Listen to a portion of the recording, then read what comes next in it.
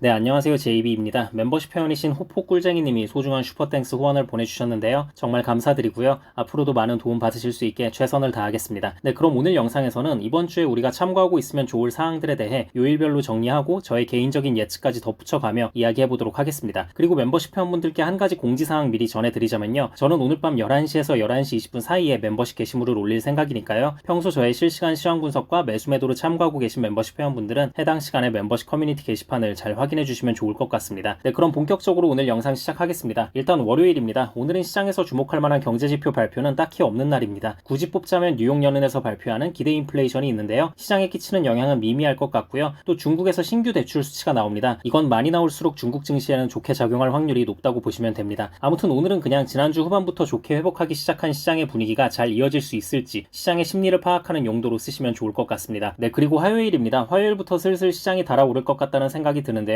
우선 7월 생산자 물가지수 발표가 있습니다. 줄여서 PPI라고도 하죠. 이젠 다들 아시겠지만 PPI는 CPI의 선행지표로 쓰이기도 하고요. 아무튼 저는 개인적으로 이번에 PPI가 발표된 후에 시장의 움직임을 보는 게 나름 중요하다고 보는 게요. 과연 이번 주 시장의 분위기가 경기 침체에 더 비중을 두고 움직이느냐, 아니면 인플레 하락에 의한 금리 인하를 더 반기며 움직이느냐를 알아볼 수 있다고 생각합니다. 그리고 이걸 확인함으로써 그 다음 날인 수요일에 예정되어 있는 CPI 발표 후에 시장의 심리가 어떻게 흘러갈지 미리 체험해 볼 수 있다고 생각하는데요. 그래서 제가 지금 바라는 건 아예 예상치를 좀 벗어나는 수치가 나왔으면 좋겠습니다. 그게 높든 낮든 예상치를 벗어나는 수치가 나왔을 때 시장의 움직임을 좀 보고 싶습니다. 만약 화요일에 발표하는 생산자 물가지수가 높게 나왔음에도 불구하고 시장이 좋게 반응한다면 시장에 그만큼 침체에 대한 우려가 여전히 강하게 남아있다는 것이기 때문에 다음날 발표하는 CPI가 예상치보다 조금 높게 나와도 좋게 반응할 확률이 높다고 생각하고요. 반대로 생산자 물가지수가 높게 나온 것에 시장이 안 좋게 반응한다면 이번 CPI 역시 좋은 쪽보다는 안 좋은 쪽으로 흘러갈 확률이 좀 더 높지 않겠나라는 생각을 현재로선 갖고 있습니다. 근데 저의 이러한 견해는 또 월요일, 화요일에 새롭게 등장할 변수라던가 장의 전체적인 분위기에 따라 바뀔 수 있다는 점 참고해 주시고요. 그리고 화요일 장전엔 홈디포와 텐센트의 실적 발표가 예정되어 있습니다. 특히 텐센트는 중국에서 가장 중요한 기업 중 하나이기 때문에 중국 증시에 끼치는 영향이 클 수 있습니다. 네, 그리고 수요일입니다. 수요일이 굉장히 중요하죠. 수요일엔 모두가 주목하고 있는 CPI 발표가 예정되어 있습니다. 지난달엔 CPI가 전월 대비 마이너스 성장을 기록하며 시장을 깜짝 놀라게 했었는데요. 이번엔 다시 반등할 것으로 기관들에선 예측하고 있고요. 지금 시점에 제가 바라고 있는 시나리오는 CPI가 예상치 그대로 나오면서 주거비의 뚜렷한 둔화가 이번에도 유의미하게 확인이 되는 상황입니다. 이렇게 되면 시장이 환호할 확률이 높다고 생각하고요. 그리고 목요일입니다. 목요일 역시 나름 중요한 날인데요.